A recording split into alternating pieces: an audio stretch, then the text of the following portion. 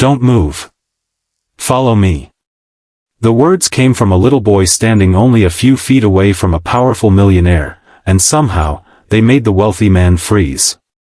1 second earlier, Daniel Whitmore had been walking toward his black luxury car, thinking about a business deal worth millions. The next second, a poor black boy with worn-out shoes was staring directly into his eyes, warning him as if his life depended on it. Daniel almost ignored him. But something in the boy's frightened expression told him this wasn't a childish game. Daniel Whitmore was the kind of man people noticed wherever he went. At 48, he owned hotels, restaurants, and several technology companies. His name appeared in business magazines, and people often assumed that a man with so much money must have everything he wanted.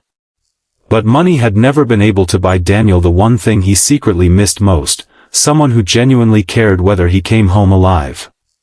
His wife had died years earlier, and since then, his enormous mansion had become strangely quiet. He had employees, security guards, business partners, and people constantly asking for favors, but almost nobody who spoke to him without wanting something in return. That afternoon, Daniel had arrived at one of his private properties for an important meeting. The estate was surrounded by tall gates, palm trees, expensive cars, and beautifully maintained gardens. His security driver waited beside the sedan while Daniel checked a message on his phone. Then he noticed the boy. The child was standing near the edge of the property, wearing an old gray hoodie, faded jeans, and shoes that looked far too large for his feet. He appeared to be around 10 years old. His hair was neatly braided, but his face carried the tiredness of someone who had learned about hardship much earlier than any child should. Daniel assumed the boy was simply another child from the neighborhood.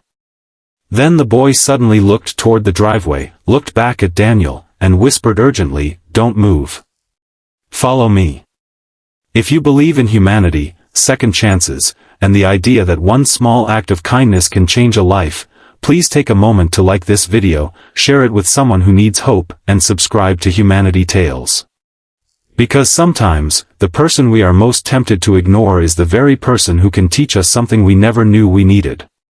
Daniel wanted to ask what the boy meant, but the child had already turned around.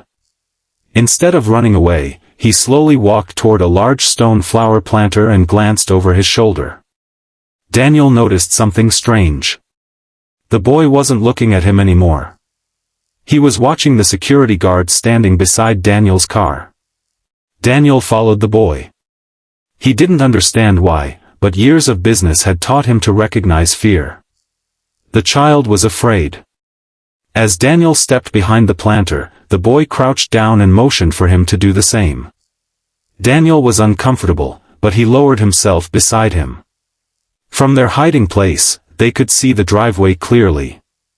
The boy whispered that he had seen the same black car near the estate 3 times that week. He had also noticed a man following Daniel whenever he left the property.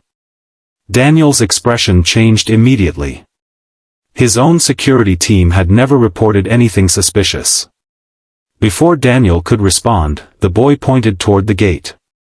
A second vehicle had stopped outside. Daniel watched as 2 unfamiliar men stepped out. They weren't dressed like ordinary visitors. One of them immediately looked toward the security cameras, while the other checked the driveway. Daniel's heart began pounding. His phone vibrated. A message from his head of security appeared: "Sir, stay where you are. Something is wrong." Daniel stared at the screen. The boy had been right. But there was more. The child suddenly pulled a small envelope from inside his hoodie. He handed it to Daniel with trembling hands. Inside was a photograph of Daniel's late wife standing beside a man Daniel had never seen before. On the back of the photograph was a handwritten date, 1 week before her death. Daniel felt the world tilt beneath him. His wife had always told him that she had no secrets. Her death had been ruled an accident. Daniel had accepted that explanation for years because he had been too broken to question it. Now a poor child was handing him evidence that could change everything. Daniel asked where the boy had gotten the photograph. The boy explained that his mother had once worked as a cleaner at the estate. Before she disappeared from his life, she had warned him never to trust certain men who came around the property. She had kept the photograph hidden, believing that one day someone would need to know the truth. The boy had found it among her belongings. Daniel looked at the child differently now. This wasn't a homeless boy who happened to wander onto his property. He was carrying a piece of Daniel's past. Suddenly, one of the suspicious men began walking toward the garden. Daniel reached for his phone, but the boy grabbed his wrist and shook his head. Not yet. They waited. Seconds passed. Then Daniel's security team moved into action. The suspicious men were stopped before they could reach the house. Police were called, and within minutes, the entire estate was secured. Later that evening, investigators discovered that the men had been connected to an old financial scheme involving one of Daniel's former business partners. The photograph and other evidence eventually revealed that Daniel's wife had unknowingly discovered the scheme shortly before her death. She had planned to tell Daniel, but she never got the chance. Daniel sat alone in his office that night, staring at the photograph. For years, he had believed money was the answer to every problem. Yet the truth had reached him through a child who owned almost nothing. The boy's name was Marcus. Daniel learned that Marcus had been living in a small shelter with his mother before she disappeared. He had no stable home, no savings, and no one willing to fight for him. Daniel could have simply rewarded him with money. Instead, he did something Marcus never expected.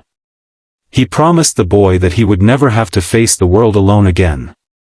Daniel arranged for Marcus to receive a safe home, education, proper clothing, and everything a child deserved. But more importantly, Daniel kept visiting him. He listened to him. He ate meals with him. He helped him with schoolwork. And slowly, the enormous mansion that had once felt empty began to feel like a home. Months later, Daniel stood in the garden watching Marcus play beneath the palm trees. He realized something profound. Marcus had saved him from danger that day, but Daniel had also been saved in another way. The boy had reminded him that family wasn't always connected by blood. Sometimes family was the person who noticed your pain when everyone else was too busy looking at your wealth. Daniel had spent half his life building a fortune. Marcus taught him how to build a life. And whenever someone asked Daniel what the greatest investment he had ever made was, he never mentioned a company, hotel, or million-dollar deal. He simply smiled and said, "A little boy once told me, don't move. Follow me." I did. And that decision changed everything. If this story touched your heart, please like the video, share it with someone who believes kindness still matters, and subscribe for more emotional stories about humanity, courage, and second chances. And before you leave, comment, "Kindness changes everything," if you believe that one good person can change another person's entire life. Because sometimes, the greatest miracles don't arrive with wealth, fame, or power.